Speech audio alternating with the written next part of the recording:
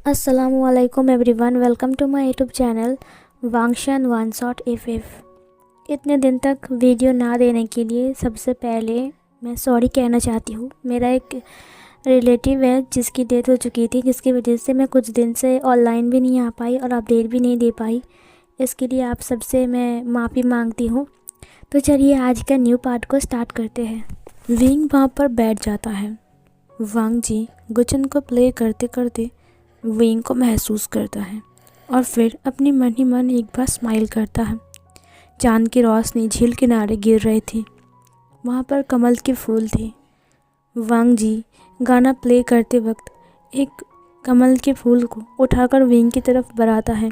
Wing उसकी face को देखता है, लेकिन विंग उसके गानों में खोसा गया था।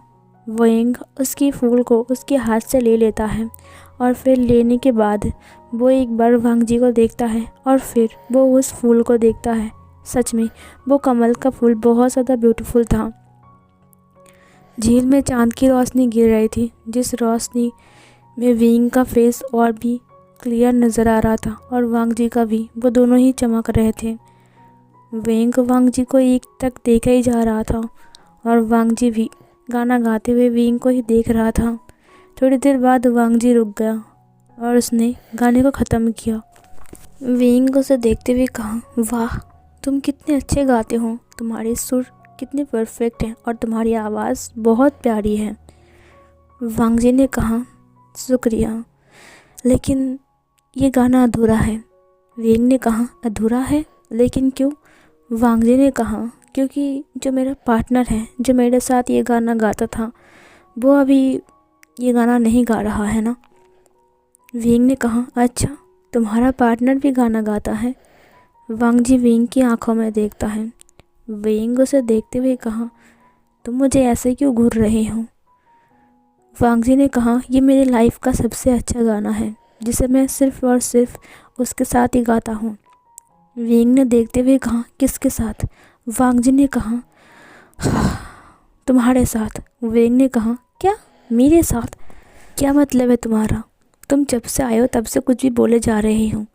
वांग जी ने कहा, तुम शायद भूल गए विंग, यहाँ तक कि तुम मुझे भी भूल गए हो, लेकिन मैं कुछ भी नहीं भूल सकता। हो सकता है कि तुम मुझे भूल कर रह सकते हो, लेकिन मैं नहीं रह सकता, क्योंकि मैंने सच्चा प्यार किया था। विंग ने कहा, तुम्हारा दिमाग ख़राब है क्या?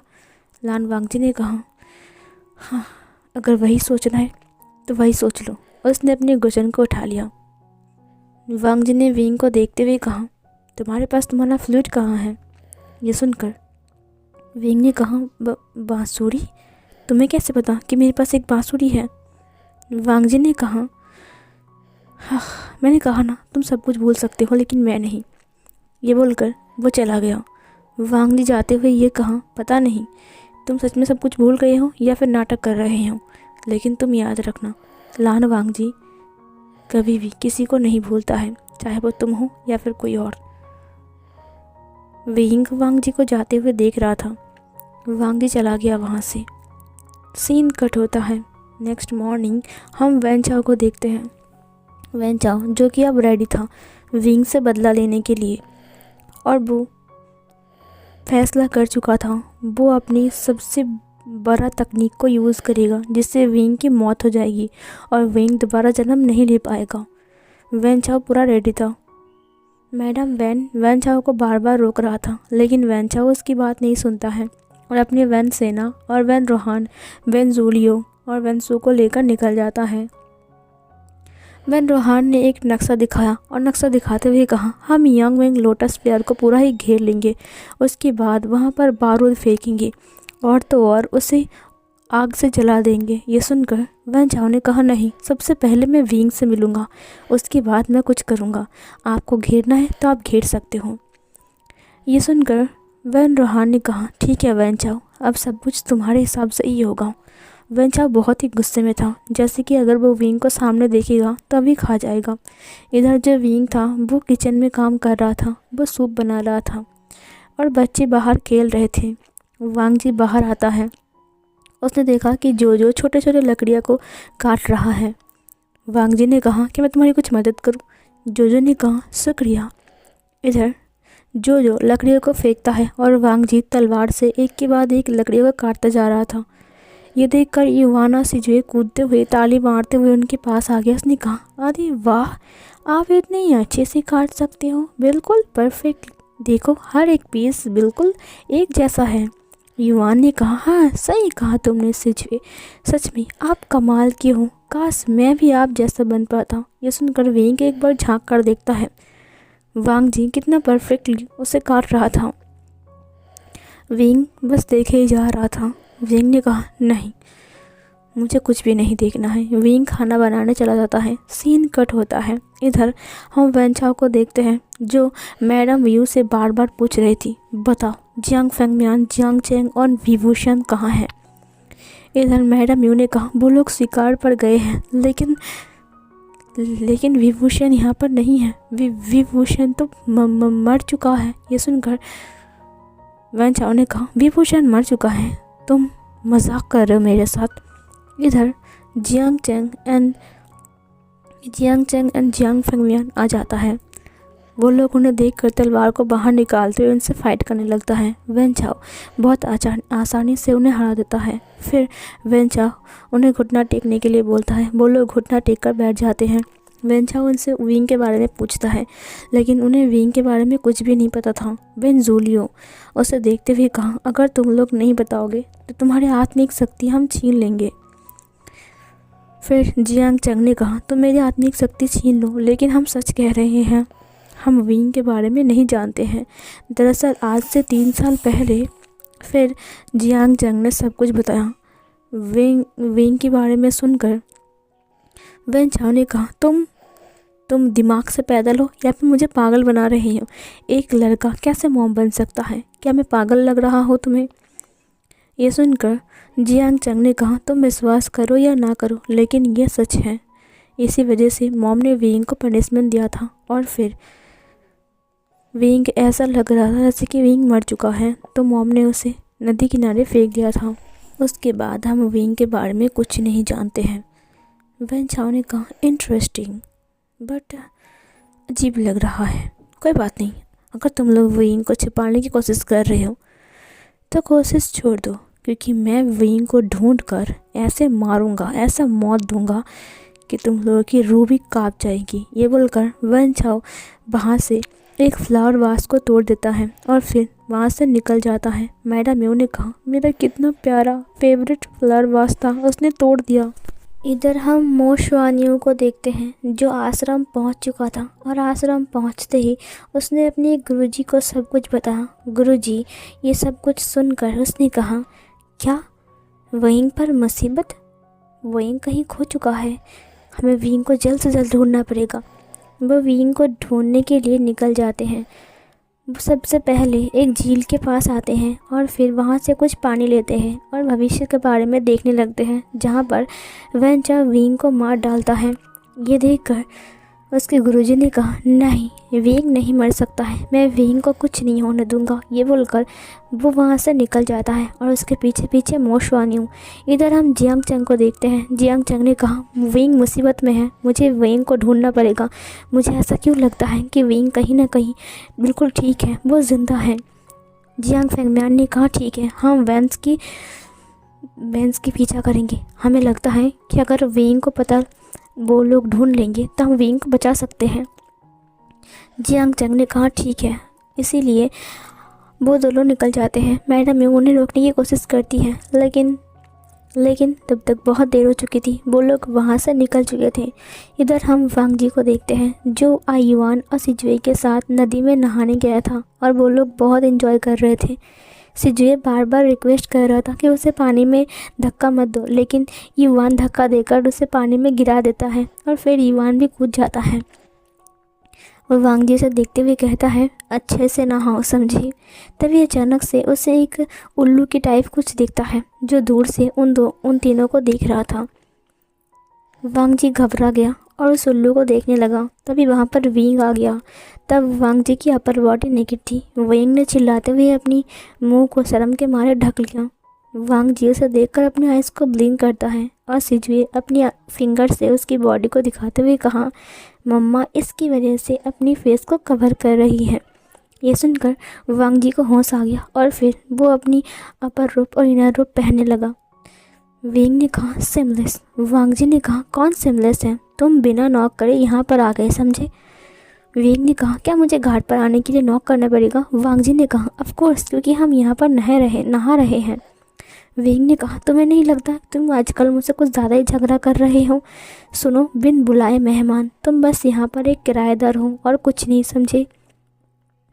वांग जी ने कहा किराएदार। विंग ने कहा जो भी है। ये बोलकर वो अपने बच्चों को लेकर चला गया। वांग जी अपनी तलवार को उठाता है। अचानक वो उल्लू चिल्लाते हुए वहाँ से भाग जाता है।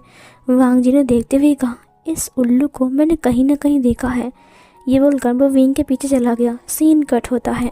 ऐसे करते करते 2-3 दिन और बीत जाते हैं। इधर गुरुजी भी विंग को ढूंढते हुए आ रहा था और इधर वेंस वी और जियांग उनके पीछे था। Jiang Cheng and Jiang Fengmian. इधर विंग बार बार वांग जी को ही देख रहा था। न जाने क्यों वांग जी के लिए उसके दिल में एक अजीब सी फीलिंग्स जग रही थी। उसे ऐसा लग रहा था कि वो बस वांग जी को देखता ही रहे। विंग को यकीन नहीं हो रहा था कि वो वांग जी को ऐसे ही घूर रहा था। जब वांग जी उसकी तरफ देखता है, विंग ऐसे अपनी फेस को घुमाता है जैसे कि वो अभी अभी बस किसी और की तरफ देख रहा था। वांग जी उसे देखते हुए कहा विंग, मुझे लगता है कि तुम बार बार मुझे घूर रही हो, क्यों मेरे चेहरे पर कुछ लगा हुआ है। विंग ने शर्माते हुए ब्लश किया। उसने कहा नहीं नहीं, मैं कहाँ घूर रहा था, मैंने देखा भी नहीं। ये बोलकर वो चला गया वहाँ से। जो दाइमा थी वो विंग के पास आ गया। उन्होंने विंग को समझाते हुए कहा मुझे लगता है कि वांग जी के साथ तुम्हारा कोई गहरा रिश्ता है विंग। विंग, अब तो मुझे लगता है कि तुम्हें कुछ हुआ है। विंग ने कहा नहीं, मुझे कुछ भी नहीं हुआ है और मैं उसके बारे में कुछ नहीं सोच रहा हूँ। दाइमा ने कहा मैंने तुम्हारी नज़र देखी है, तुम साफ साफ वांग जी को ही देख रहे थे, तुमने झूठ बोला विंग। विंग अपनी फेस को दूसरी तरफ घुमाते हुए कहा ऐसी बात नहीं है, मैं बस ऐसे ही सोच रहा था और उसे देख रहा था। दाइमा ने कहा वांग जी की नोज़ और सिजुए और युवान की नोज़ बिल्कुल सेम है, उनकी आईब्रोज यहाँ तक के लिप्स भी। अब तुम क्या कहना चाहते हो। विंग ने कहा दादी माँ, क्या आप ये कहना चाहते हो कि वो मेरे बच्चे का फादर है। ये सुनकर दाइमा ने कहा ऑफ कोर्स, मुझे ऐसा ही लगता है। देखो, सिजुए बिल्कुल तुम्हारी तरह है, थोड़ा सा चंचल है, इधर उधर भागता रहता है, लेकिन युवान बहुत शांत है और चुपचाप रहता है, बिल्कुल वांग जी की तरह, जैसा वांग जी बिल्कुल शांत है। विंग ने कहा वो 1 महीना क्या यहाँ पर रहा, आप तो सब कुछ जान गई है उसके बारे में। दाइमा ने कहा ऐसी बात नहीं है, वांग जी एक राजकुमार है। छोड़ो, मुझे लगा शायद तुम दोनों के बीच कुछ तो होगा, लेकिन तुम तो। विंग ने कहा दाइमा ने कहा विंग, एक बात पूछूं। विंग ने कहा हाँ पूछिए। दाइमा ने कहा क्या तुम सच में सब कुछ भूल गए हो। विंग थोड़े वक्त के लिए रुक गया। वो आसमान की तरफ देखने लगा। वो चांद को देख रहा था। दाइमा उसकी जवाब का इंतज़ार कर रहा था और वो उसके फेस की तरफ ही देख रहा था। विंग ने कहा हाँ, सब कुछ भूल गया हूँ, जो कुछ भी मेरे साथ हुआ था, जो कुछ मेरे साथ जब मैं अकेला था, जो कुछ भी, मैं सब कुछ भूल गया हूँ और सब कुछ भूल कर रहना चाहता हूँ। मुझे कुछ भी याद नहीं करना। मैं नहीं चाहता कि मेरी ज़िंदगी में कुछ दूसरा मोड़ आए। मैं अपने बच्चे को लेकर बहुत ज़्यादा हैप्पी हूँ, मुझे और कुछ नहीं चाहिए। दाइमा ने कहा विंग, शायद तुम्हें कुछ भी नहीं चाहिए, लेकिन इवान और सिजुए जब तुम्हें अपने डैड के बारे में पूछेंगे तब तुम उन्हें क्या बताओगे। विंग दाइमा की तरफ देखने लगता है। दाइमा ने कहा समय बहुत कीमती चीज़ है, अगर तुम वक्त का ज़ाया करोगे तो वक्त एक दिन ऐसे चला जाएगा कि तुम उसे दोबारा ढूंढ नहीं पाओगे। ये वक्त जो तुम्हारे पास आया है ना, ये वक्त दोबारा तुम्हारे पास नहीं आएंगे विंग। हो सकता है कि लान वांग जी का ख्याल बदल जाए, उसके बाद वो तुमसे दूर हो जाए। विंग ने कहा आप कहना क्या चाहते हो। दाइमा ने कहा मैं जो कह रहा हूँ तुम अच्छे से समझ पा रही हो। उम्मीद करती हूँ कि मैं तुम्हें समझा कर खुश रहूँगी और तुम भी शायद खुश रहोगे। गुड नाइट, मैं तुमसे बाद में मिलता हूँ। ये बोलकर वो बाहर चली जाती हैं। जब वो बाहर जाती हैं तब वांग जी वहाँ पर खड़ा था। शायद वांग जी ने उन दोनों की बातों को सुन लिया है। दाइमा ने उसे ग्रीट करते हुए कहा गुड नाइट राजकुमार हांग वांग जुन। वांग जी ने उसे ग्रीट किया। उसके बाद वो चला गया वहाँ से। वांग जी विंग को देखता है और विंग भी वांग जी को। दोनों की आंखें एक साथ जुड़ गई थी। उनका आई कांटेक्ट ऐसा लग रहा था जैसे कि वांग जी को एक सच्चाई जाननी थी और विंग को कुछ छिपाना था। विंग घबराते हुए कहा, तुम यहाँ पर लान वांग जी?" वांग जी विंग की तरफ बढ़ते हुए कुछ कहने जा रहा था। अचानक एक आतिशबाजी होती है जो कि रेड कलर का था। वांग जी घबरा गया और जल्दी से बाहर आ गया। वांग जी ने कहा, "वेंस?" विंग घबराते हुए बाहर आते हुए कहा, क्या कहा तुमने?" वांग जी ने कहा, "क्या?" विंग ने कहा, "वेंस, वेंस आज़ाद हो गए क्या? क्या वो लोग आज़ाद हो गए हैं?" ये सुनकर वांग जी विंग को हैरान होकर देख रहा था। वांग जी ने कहा, "अगर वो लोग आज़ाद हो गए हैं तो फिर क्या होगा? मैं क्या करूँगा? मैं मुझे तो कुछ समझ में नहीं आ रहा है वांग जी, तुम्हें कुछ समझ में आ रहा है? अगर अगर ये आतिशबाजी उन्होंने किया था तो फिर हम क्या करेंगे? इसका मतलब वो लोग आज़ाद हो गए हैं।" वांग जी अभी भी कन्फ्यूजली विंग को ही देखे जा रहा था। विंग ने कहा, "तुम मुझे ऐसे क्यों घूर रहे हो?" वांग जी ने कहा, "तुम वेंस के बारे में कैसे जानते हो विंग?" विंग शांत हो गया। विंग ने वांग जी की आंखों में देखा। उसकी आंखों में कुछ अलग ही था आज विंग के लिए, सिर्फ सवाल और सवाल। विंग उनसे गुजर नहीं सकता है। विंग अपने कमरे के अंदर आ जाता है। वांग जी उसके हाथ को पकड़ते हुए कहा, "रुको विंग, मेरे सवालों का जवाब दो।" विंग अपने हाथ को छुड़ाते हुए कहा, "मुझे तुम्हारे सवालों का जवाब नहीं देने हैं।" वांग जी उसके रूम के अंदर आ गया और दरवाजे को बंद करते हुए कहा, "तुम्हें बताना ही पड़ेगा। तुम्हें सब कुछ याद नहीं है, तुम सब कुछ भूल चुके हो, यहाँ तक कि मुझे भी। लेकिन तुम्हें वेंस कैसे याद है विंग?" विंग ने कहा, "मुझे बस इतना याद है कि वेंस को मैं जानता था और वेंस को मैंने कैद किया था।" वांग जी ने कहा, "अगर तुम्हें इतना कुछ याद है तो अंकल जियांग, उसके बाद जियांग चैंग, यान ली, मैडम यू, जियांग फेंग मियान, सब कुछ तुम्हें याद होगा ना?" विंग ने कहा, "वो मैं..." वांग जी ने कहा, इतने सालों तक अपने आप को छुपाते रहे, सबके सामने तुम मर चुके हो। सब लोग समझते हैं कि वी वुशन जिंदा नहीं है, वी वुशन मर चुके हैं। तुम सबको धोखा दे रहे थे विंग।" विंग चुपचाप खड़ा था। विंग की आंखों में आंसू थे। विंग को देखते हुए वांग जी ने कहा, "अरे तुमने मुझे भुला दिया तो क्या हुआ? बाकी सबको तो तुम याद थे ना? अगर तुम्हें सब कुछ याद था तो तुम वापस क्यों नहीं गए?" विंग चुपचाप खड़ा था। वांग जी ने कहा, "मेरे सवालों का जवाब दो।" विंग, आज तुम्हें मेरे सवालों का जवाब देना पड़ेगा। मैं तुम्हें ऐसे जाने नहीं दे सकता हूँ। अगर तुम्हें सब कुछ याद था तो फिर... विंग ने कहा, "हाँ, याद था मुझे सब कुछ।" ये बोलकर वो वांग जी की तरफ घूम जाता है। "तो मैं क्या करूँ? बताओ, अगर मुझे सब कुछ याद था तो मैं क्या करूँ?" जब जब मुझे सब कुछ याद था तब मैं प्रेग्नेंट था। वांग जी विंग को देखने लगता है। विंग के आंसू गाल से बहते हुए नीचे गिर रहे थे, मोटे मोटे आंसू। विंग ने कहा, "किसने साथ दिया मेरा? उस वक्त किसी ने मेरा साथ नहीं दिया। एक मैं ही अकेला था। तुम्हें पता है मैंने कितना कुछ झेला है। 8 महीने तक मैं इस घर के अंदर बंदी बनकर रही। तुम क्या समझोगे? तुमने तो बस अपने 8 महीना उसी मंदिर में बिताया ना?" वांग जी ने कहा, "क्या?" विंग ने कहा, "तुमने मुझे मेरे हाल पर छोड़ दिए, कभी मेरे लिए फ़िक्र नहीं किया लान वांग जी। तुमने बस मेरा फ़ायदा उठाया है, क्योंकि उस वक्त मैं एक छोटा सा बच्चा बन गया था। और तुमने..." वांग जी ने कहा, "विंग, तुम्हें सब कुछ याद था? सब कुछ याद है?" विंग ने कहा, "हाँ, याद है तो क्या करूँ? भूल जाओ जो तुमने मेरे साथ किया था, भूल जाओ जो सबने मेरे साथ किया था। मुझे इतना मारा, मेरे पीठ दुख गए, लेकिन उन लोगों के हाथ नहीं दुखे। मेरे हाथ से, सिर से, मुंह से, नाक से, यहाँ तक कि पैंट से भी खून निकल रहे थे, लेकिन फिर भी उनके हाथ नहीं दुखे। उस वक्त सिर्फ मैं एक ही नाम ले रहा था, लानजान, लेकिन उस वक्त तुम नहीं आए।" वांग जी की आंखों से एक बूंद आंसू नीचे गिर गई। विंग बहुत ज़्यादा रो रहा था। विंग ने कहा, "उम्मीद थी कि शायद तुम दोबारा मेरे पास वापस आओगे। तुमने प्रॉमिस किया था कि तुम सबसे पहले आकर मुझसे मिलोगे।" वांग जी विंग की तरफ घूरता रहा। विंग ने कहा, "मैं तुम्हारे लिए कब से वेट कर रहा था।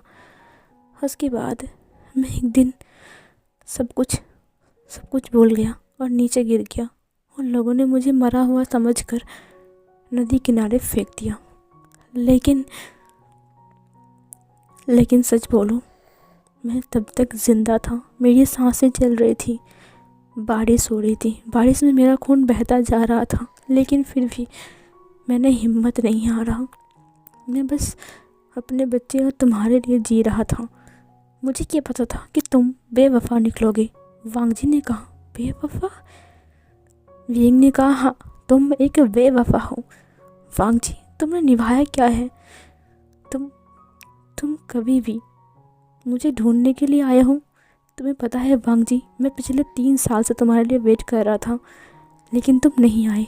जब मैंने अपना हौसला छोड़ दिया तब तुम मुझे लेने के लिए आए हो। तो तुम्हें क्या लगता है मैं ऐसे ही तुम्हारे साथ चला जाऊंगा? वांग जी विंग को देखते हुए कहा, विंग, तुम कैसी बातें कर रहे हो? तुम्हें पता नहीं कि मैं कहाँ गया था? विंग ने कहा, हाँ, पता है मुझे, बस तुम्हारा नाटक है। वांग जी ने कहा, कोई नाटक नहीं है, मैं तुमसे अभी भी प्यार करता हूँ और हमेशा करता रहूँगा। विंग, तुम्हारे लिए मैंने 3 साल बता दिए हैं। विंग ने कहा, तुम झूठ बोल रही हो। वांग जी ने कहा, जब से मैंने सुना कि तुम लोटस फेयर से कहीं चले गए हो, तब से मैं लान कबीले में कदम तक नहीं रखा। मैं तुम्हें तब से ढूंढ रहा हूँ। 3 साल बीत गए, लेकिन तुम मुझे कहीं नहीं मिले। फिर जब मैं दुनिया घूमकर वापस आ रहा था, तब तुम मुझे यहाँ पर मिले। विंग, मुझे क्या पता था कि तुम कहाँ पर हो? मैं तुम्हें कहाँ पर ढूंढता? तुमने इतनी आसानी से बोल दिया कि तुम मेरे बारे में ऐसा कैसे सोच सकते हो विंग? मुझे यकीन नहीं होता है विंग, तुम ये कह रहे हो। विंग ने कहा, हाँ, कह रहा हूँ। क्यों ना कहूँ? वांग जी, तुमने क्या ही किया है? जब मैं तुम्हें इतना चाहता था, तब तुम मुझे छोड़कर चले गए। वांग जी ने कहा, मुझे जाना पड़ा विंग, मैं मजबूर था। मुझे पता नहीं था कि अंकल मुझे फंसा रहे हैं। विंग ने कहा, फंसा रहे हैं? वांग जी ने अपनी सारी सच्चाई विंग को बताई। विंग ने कहा, क्या लान अंकल ने झूठ कहा था? वांग जी ने कहा, हाँ, और उन्हें झूठ बोलने का पनिशमेंट भी मिल चुका है। वो पछता रहे हैं तुमसे माफ़ी मांगने के लिए। हाँ, तुमसे माफ़ी मांगने के लिए वो तुम्हें ढूंढ रहे हैं। विंग वांग जी को देखते हुए कहा, क्या तुम सच कह रही हो? वांग जी ने कहा, हाँ विंग, और जिस दिन मैं वापस आया उस दिन मुझे सच्चाई पता चली। मैं तुम्हें ढूंढने के लिए लोटस पेड़ पर गया था, लेकिन जियांग चंग ने कहा कि मैडा म्यू ने तुम्हें मारकर नदी किनारे फेंक दिया था। मैंने यकीन नहीं किया। उसके बाद मैं तुम्हें ढूंढने के लिए निकल गया और फिर मैं पूरा दुनिया घूम कर आया, लेकिन तुम कहीं भी नहीं मिले। विंग, मैं कहाँ कहाँ नहीं गया तुम्हें ढूंढते हुए। मैं इधर उधर फिर रहा था। मैंने कितने दिन तक बिना खाए बिना पिए रहा। तुम्हें पता है विंग, सिर्फ तुम्हें ढूंढ रहा था। विंग वांग जी की आंखों में उसके आंसुओं को देखकर साफ साफ समझ गया था कि सच में वांग जी उसके लिए कितना पागल है। वांग जी ने कहा, विंग, तुम्हें ऐसा लगता है ना कि मैं धोखेबाज हूँ? ठीक है, अगर मैं धोखेबाज हूँ तो तुम मुझे पनिशमेंट दो, लेकिन मुझे छोड़कर मत जाओ और ये मत कहो कि तुम मुझे भूल चुके हो। उसने तलवार को बढ़ाते हुए कहा, ये लो, तुम चाहे तो मेरा गला काट दो, तुम्हारे हाथ से मेरा खून बहे, तुम मेरा कत्ल कर दो, लेकिन ये मत कहो कि तुम धोखेबाज हो। ये मत कहो कि तुम मुझे भूल चुके हो। ये मत कहो कि तुम मुझसे प्यार नहीं करते हो। मैं सहन नहीं कर सकता हूँ, ये सुनने से पहले मेरी मौत हो जाए। विंग ने उसकी मौत पर हाथ रखते हुए कहा, लानसानी, तुम क्या बोल रहे हो? चुप हो जाओ। वांग जी रो रहा था, उसकी आंखों से आंसू बह रहे थे। विंग ने कहा, आई एम सॉरी, मुझे समझना चाहिए था। दरअसल बात ऐसी है कि तभी एक ज़ोरदार साउंड होती है दरवाज़ा टूटने की। विंग बाहर की तरफ देखने लगता है। वांग जी ने कहा, ये क्या था? फिर एक जानी पहचानी सी साउंड आती है, वे वोशियान, कहाँ छुपे हुए हो, बाहर निकलो। इधर विंग खिड़की से देखता है कि आसपास की घरों में किसी ने आग लगा दिया है और सब लोग चिल्ला रहे हैं, बच्चे चीख रहे हैं, औरत भी और आदमी भी।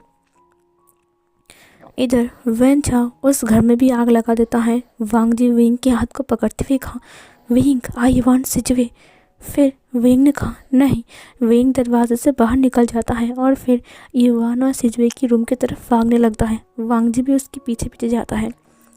वैन चाओ उस घर से बाहर आते हुए कहा, अब देखना, इस पूरे गांव में मैंने आग लगा दिया है। विंग जहाँ कहीं भी होगा विभूषण को बाहर आना ही पड़ेगा, क्योंकि इस आग में वो जल जाएगा या फिर वो बाहर आएगा। मैं उसे नहीं छोड़ूंगा, उसे जिंदा मार दूंगा। फिर इधर वैन लोहान ने कहा, विभूषण तुम बाहर आ जाओ, नहीं तो जिंदा जलने के लिए रेडी हो जाओ। विंग सबसे पहले अपने बच्चों को देखता है, जो लोग चिल्ला रहे थे और रो रहे थे, रूम से बाहर नहीं आ पा रहे थे। विंग ने कहा, मैं क्या करूं? विंग को समझ में नहीं आ रहा था कि विंग क्या करे। वांग जी लात मारता है, दरवाज़ा टूट जाता है। दाई माँ और जो बाहर आ चुके थे, वो लोग बार बार इवान और सिजुए को बुला रहे थे। वो लोग विंग का नाम डर के मारे नहीं रह रहे थे, क्योंकि वैन चाओ और वैन लोहान विंग को ही ढूंढ रहे थे। इधर वांग जी इवान और सिजुए को गोद में उठा लेता है। उसने विंग के हाथ को पकड़ते हुए कहा, मेरे साथ चलो। वो लोग घर के पीछे से निकल जाते हैं और घर पूरा ही नीचे गिर जाता है। विंग के हाथ में चोट आ गई थी और विंग का रुफ्स भी जल चुका था। वांग जी ने अपने हाथ से बुझाते हुए कहा, तुम ठीक तो हो ना विभूषण? विंग ने उसके हाथ को देखते हुए कहा, ये तुमने क्या किया? तुम्हारे हाथ जल गए। वांग जी ने कहा, मुझे कोई फ़र्क नहीं पड़ता कि मेरा हाथ जल गया। विंग अपनी बांसुरी को उठाते हुए कहा, मैं इस वैन चाओ को। तभी वांग जी ने कहा, नहीं विंग, हम नहीं जानते कि वो क्या लेकर आया है। इतनी आसानी से तुम्हारी घेरे को तोड़ना कोई कम बात नहीं है। उसने इतनी आसानी से तुम्हारे घेरे को तोड़ डाला। ज़रूर उसके पास ऐसा कुछ है जिससे वो तुम्हें हराने आया है। विंग, कम से कम शांत रहो। विंग ने कहा, मैं शांत नहीं रह सकता हूँ। वो लोग झाड़ियों के पीछे छिपे हुए थे। सिजवे ने कहा, क्या हुआ है मोम, क्या हुआ है? फिर वांग जी ने कहा, कुछ भी नहीं हुआ है, शांत हो जाओ। मैं हूँ ना, जब तक मैं हूँ तब तक तुम्हें कुछ नहीं होगा। फिर इधर विंग ने कहा, लानजान, लेकिन अगर मैं सामने नहीं गया तो वो पूरे गांव को जला देंगे। वांग जी ने कहा, पूरा गांव बचा ही कहाँ है विंग? उसने पूरे गांव पर आग लगा दिया है। इधर गुरुजी के साथ मोशवानियों भी उस गांव में पहुंच जाते हैं और फिर उस गांव को देखते हुए कहा, नहीं गुरुजी, मुझे लगता है कि वैन चाओ यहाँ पर पहले ही आ चुका है। गुरुजी ने कहा, नहीं, मैं मेरे विंग को कुछ नहीं होने दूंगा, चाहे कुछ भी हो जाए, मुझे विंग को बचाना ही पड़ेगा। मैं विंग को ऐसे मरने नहीं दे सकता हूँ। ये बोलकर वो लोग भी विंग को ढूंढने लगते हैं।